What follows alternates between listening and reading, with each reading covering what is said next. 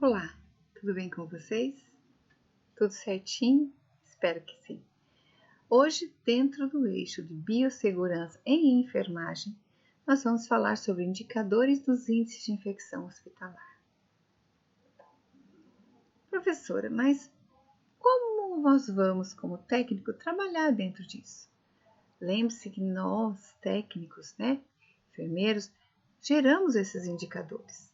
E por talvez falta de prática ou de indicação, a gente não registra esses indicadores da forma que favoreçam depois para coletar valores, dados para melhor estudo, para crescimento das nossas atividades, para a implantação de outros programas, de EPIs, visando a nossa qualidade de vida.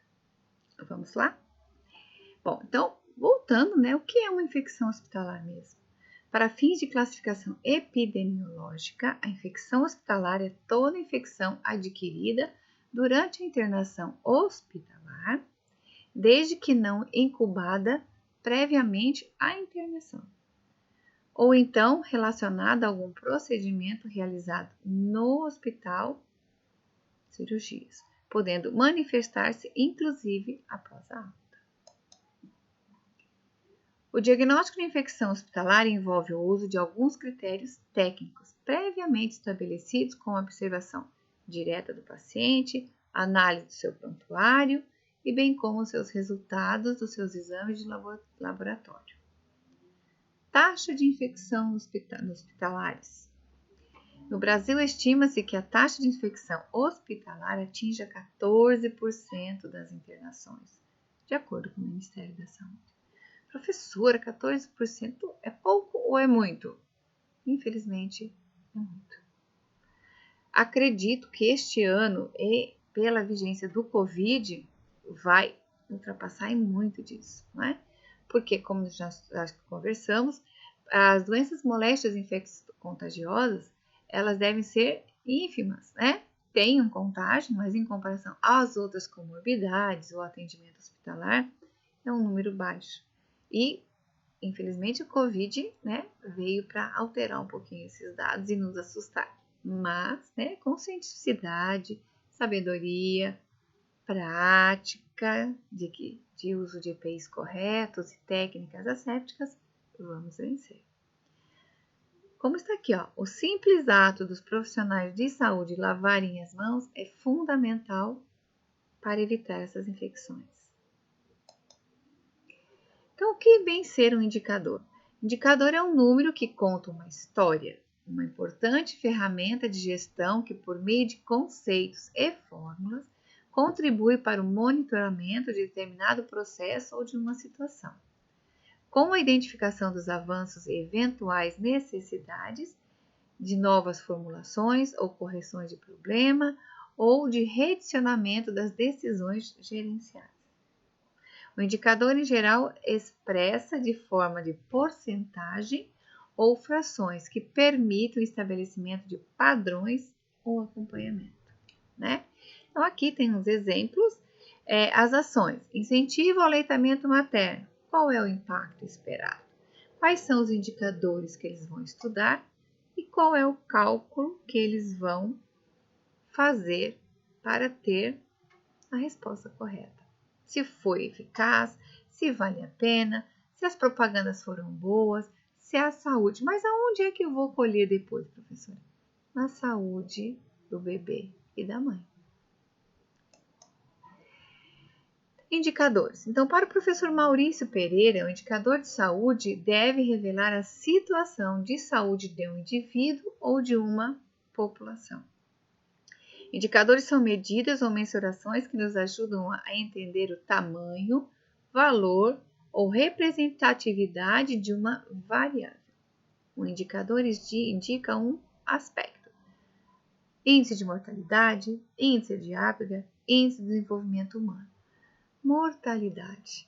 Nós temos acompanhado diariamente na Covid, E nossos índices têm sido, infelizmente, altos. Então, em cima disso, o que é que está ocasionando as mortes? O que é que poderia ser melhorado, resolvido?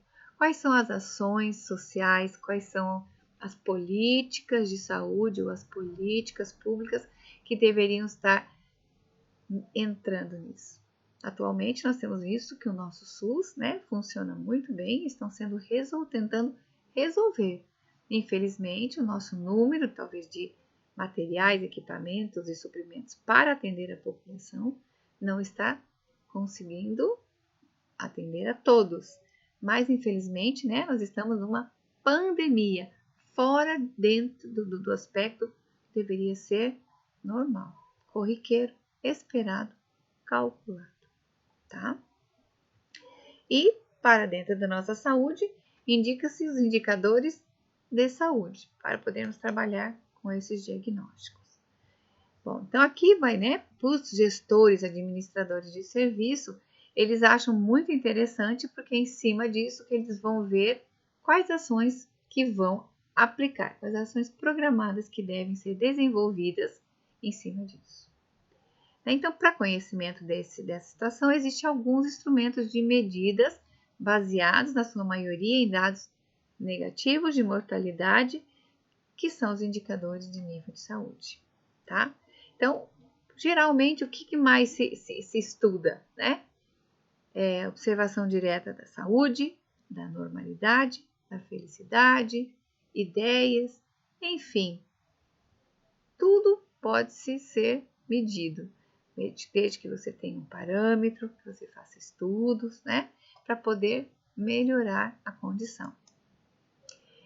Então, vamos lá. Uma das principais finalidades do indicador é mensurar determinado aspecto de uma realidade, descrevê-lo, compará-lo com bases anteriores. Professora, mas se eu não tiver, nós vamos ter um start, um início, e depois começar a crescer. O que não pode é ser abandonado, né? Mudado às vezes alguma coisa, porque você pode estar criando um outro indicador referente àquele, para a gente saber quais são os desvios, tá?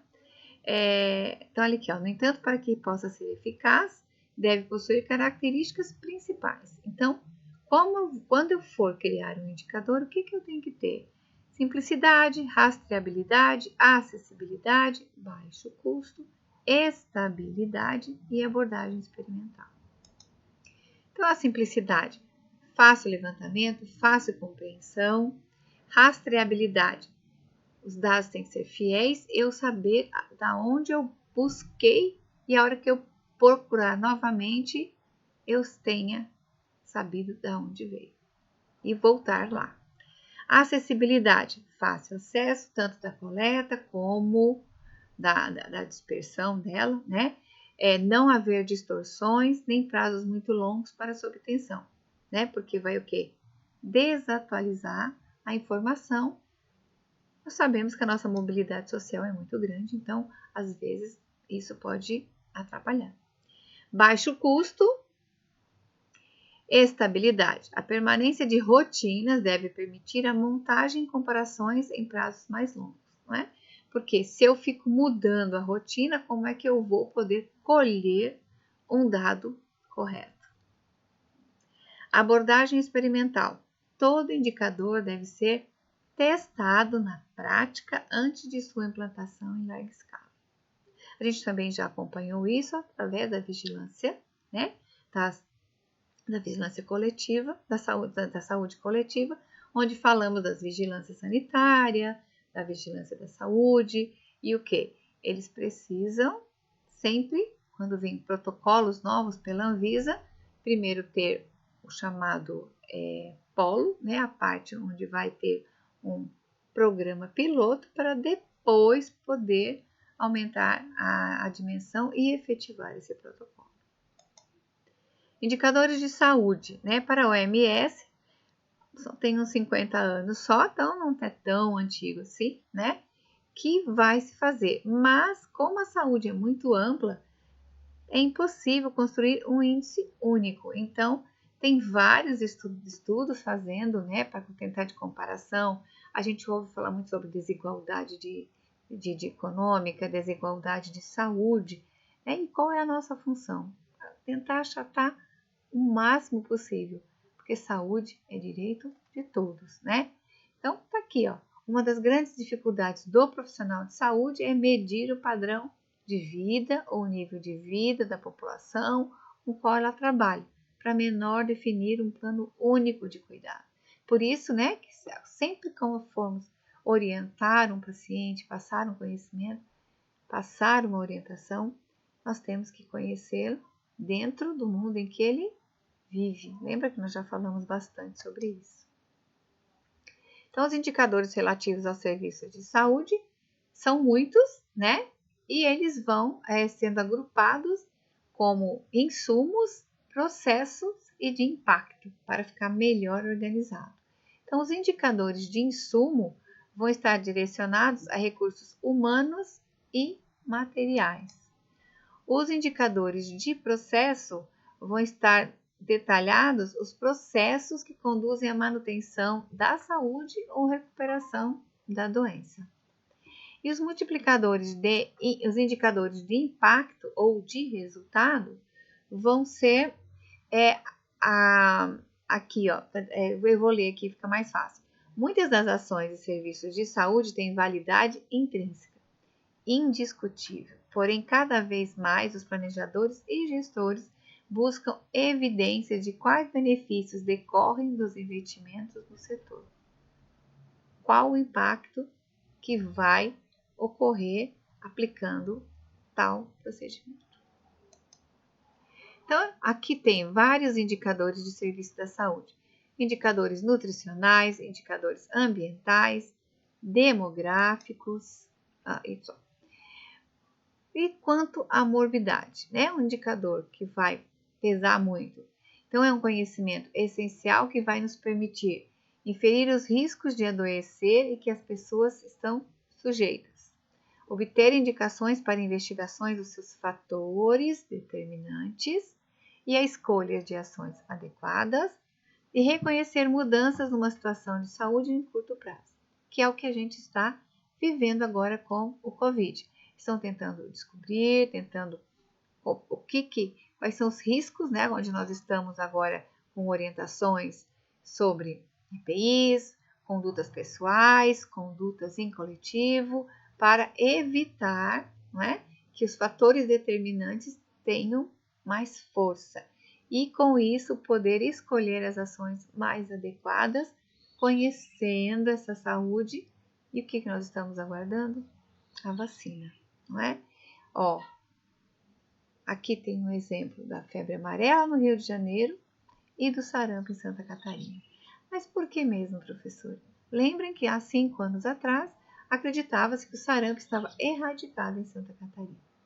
2 anos atrás apareceram 10 casos, ano retrasado 50 e esse ano nós já estamos com mais de 200. Isso é um estudo do indicador. E o que fazer para melhorar? Aplicação de vacina, cuidados higiênicos, técnicas assépticas. Quantitativo. É muito comum dizer que aquilo que não é medido não se pode ser gerenciado. Mas na nossa saúde não é assim. Os indicadores devem subsidiar ações de melhoria. No entanto, muitas vezes um indicador isolado não vai ajudar. Então, ele tem que ser analisado em conjunto com outros e considerar também, sempre que possível, os parâmetros de mercado. Quais são os componentes passíveis de quantificação?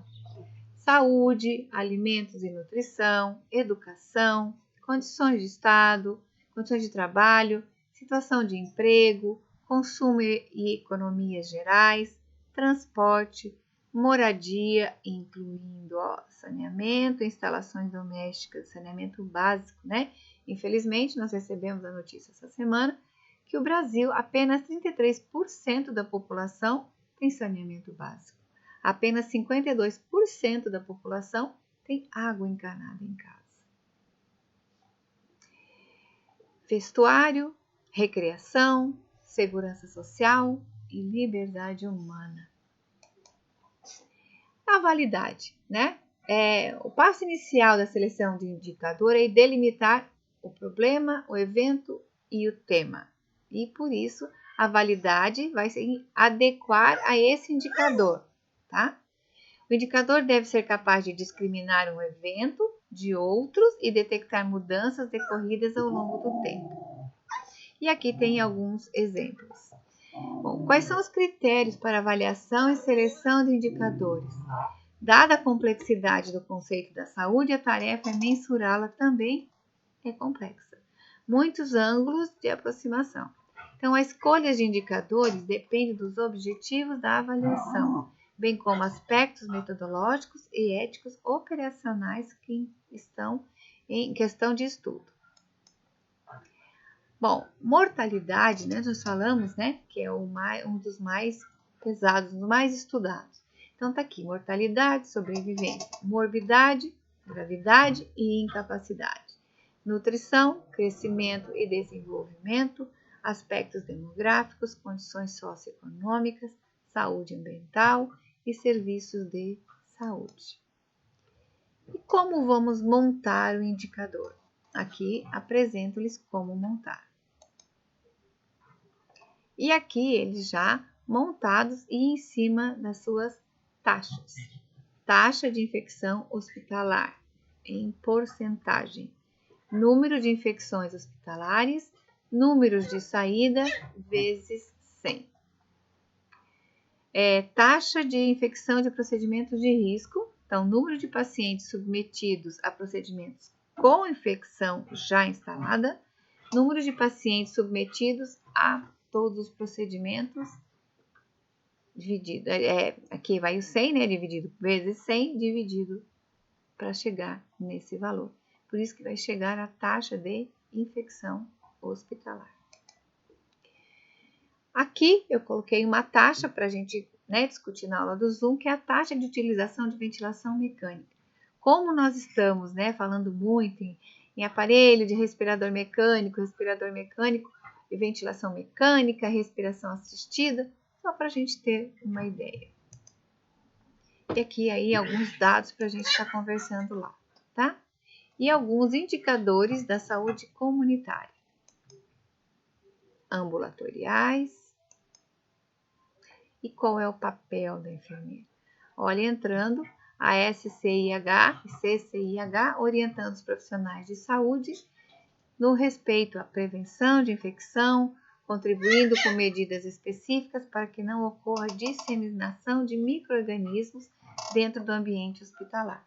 Nós já discutimos muito isso sobre contagem de lavagem de mãos, aplicação das técnicas, né? Foi bem interessante aquela aula passada. E aqui existe, a NR32 e o enfermeiro aplicando todos os cuidados e as orientações. E aqui um exemplo em forma de expansores, em forma de gráficos e em forma de tabelas. Como então nós prevenimos a infecção mesmo? Adotando normas de segurança do trabalho, principalmente relativas à prevenção de acidentes perfuro-cortantes, né? Então, os profissionais de enfermagem são responsáveis pelo controle de infecção e com isso a consciência e a responsabilidade passa a ser de cada um, aumentando assim a qualidade de vida e deixando nossos indicadores bem baixinhos, certo? Então, mais aqui, outro, né? E quando a gente adota, a NR32, nós estamos nos prevenindo também. Aqui de novo. E vencedor não é aquele que sempre vence, mas sim aquele que nunca para de lutar. Certo, meninos? E o questionário está lá no Google, no Google App, no aplicativo, né? E vamos no Google Forms e vamos continuar as nossas aulas, ok? Até mais!